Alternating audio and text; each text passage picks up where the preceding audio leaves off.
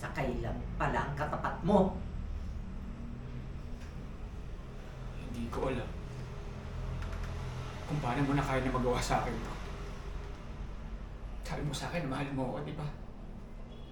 Pero bakit mo ako niloko? Hindi kita niloloko. Naguguluhan ka lang.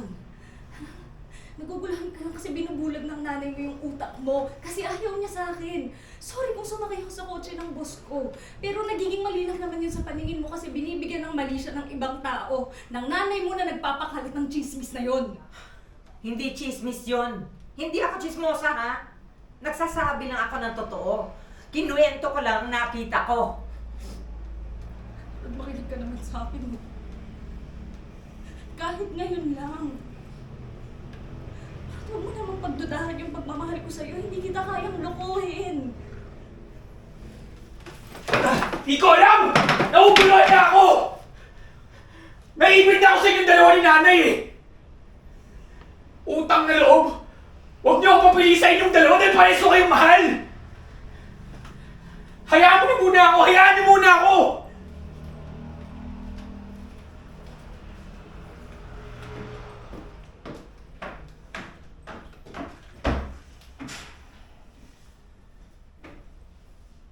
Ano?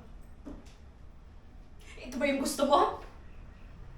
Pag-away kami, maghiwalay kami ng anak mo!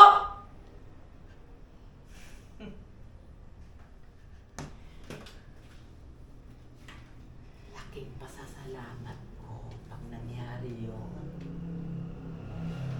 Kasi ang dami niyang makikita pang mas maganda, mayaman,